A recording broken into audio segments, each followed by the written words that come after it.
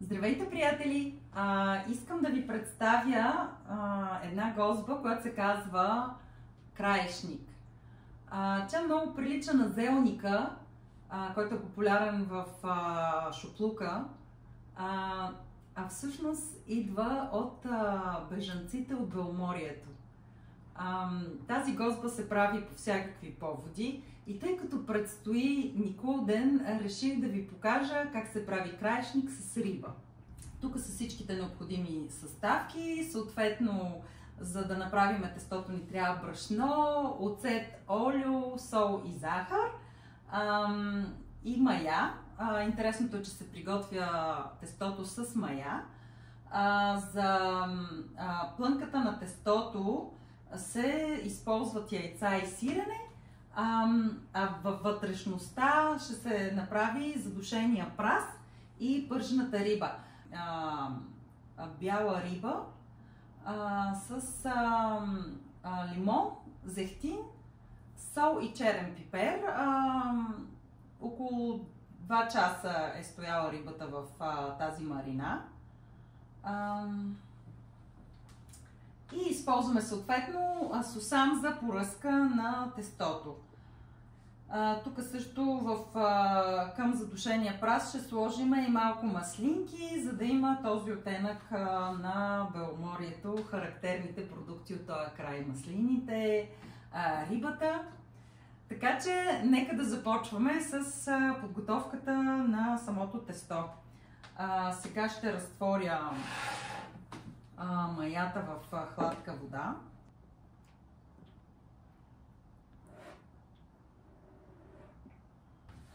Слагаме си захарта, в случая използвам кафява захар и продължавам да разтварям.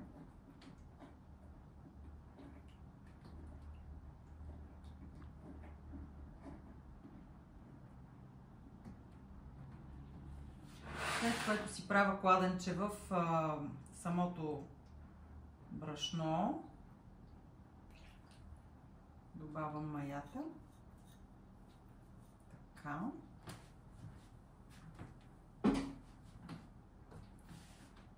И останалата вода.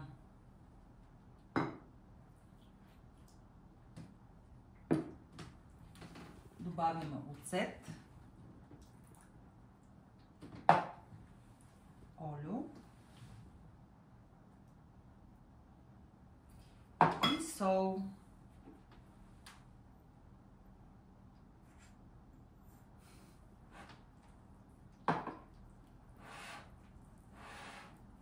И замесваме. Внимателно замесваме тестото.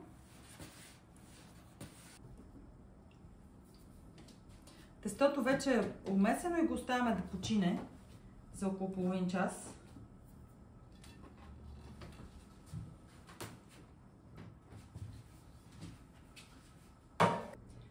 Докато тестото отпочива, ще нарежеме праза на малки парченца, за да може да го задушиме в тенджерата.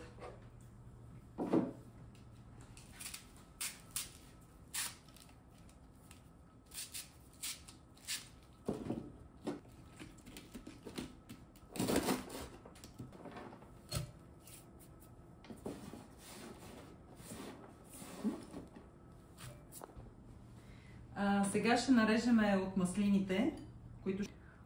Готови сме вече с маслинките, нарязани са на парчета и сега ще пристъпим към задушаване на праза.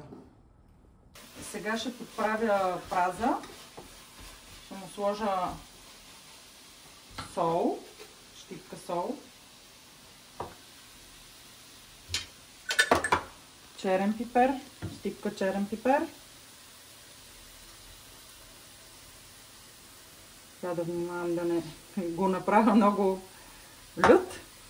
И 2-3 листа дафинов лист. И продължавам да задушавам, за да се отпусти. Хоп, хоп. И сега добавям към задушения прас и самите нарязани маслинки. Готово. След като оставихме тестото да отпочине, сега ще си отделим едно парче от него и другата част ще я разточиме.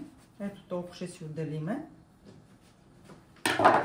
Всичко ще премесим отново, тъй като тестото е доста набухнало, пък ни трябва леко да го разточиме.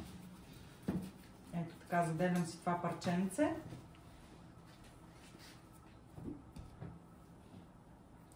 Което след малко ще разточа. Когато сме готови с тестото, трябва да го разточиме в правоъгълна форма.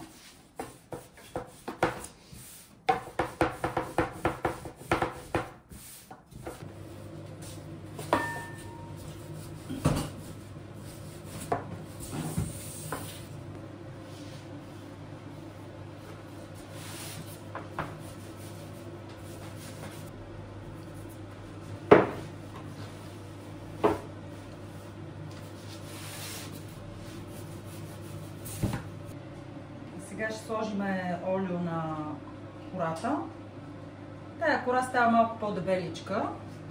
Общо взето е като хляб с сирене и яйца се получава. Сега ще видите как ще го засучиме. Така, слагаме олио да има. Сега натрушаваме сирене. Сиренето е около 300-400 грама.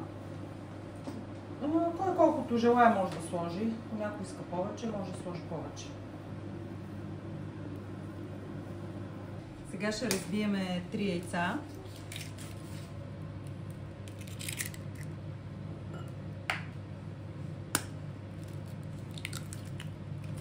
Разбиваме яйцата. Нанасяме яйцата върху кората.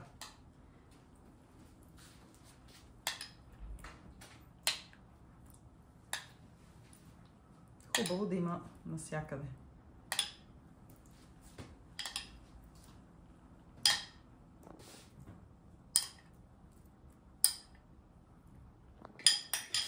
Готово, нанесахме яйцата върху кората и сега завиваме самата кора.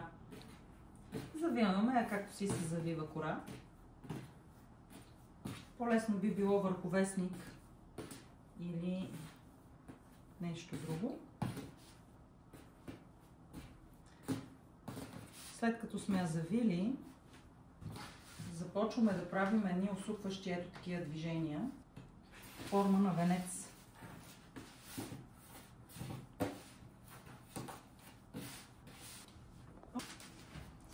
Да подредиме.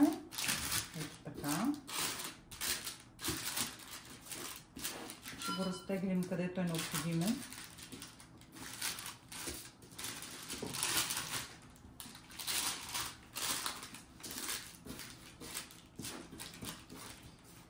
Тук сме готови.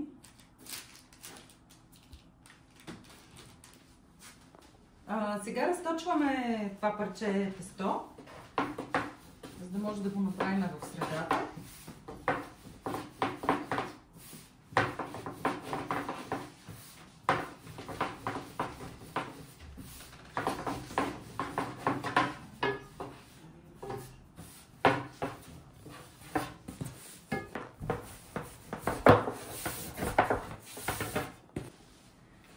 Сега това, което го разточих, го слагаме ето така, за да служи като чинийка на плънката, която ще сложим в средата.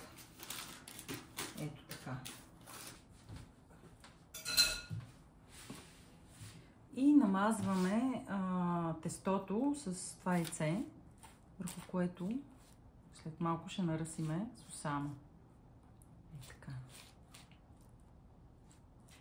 Готови сме с сусама, поръсили сме. И сега, приятели, започваме да пържим рибката, която предварително съм мариновала.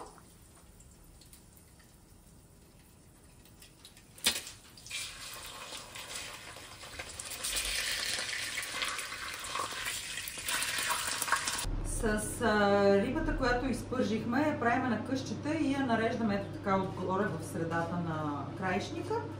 И нашето ястие вече е готово. За целта ни трябва 1 кг риба. Тук съм ползвала замразена, затова я направих на малки парченца. Но можете да използвате пресна, със сигурност ще бъде пъти по-добре.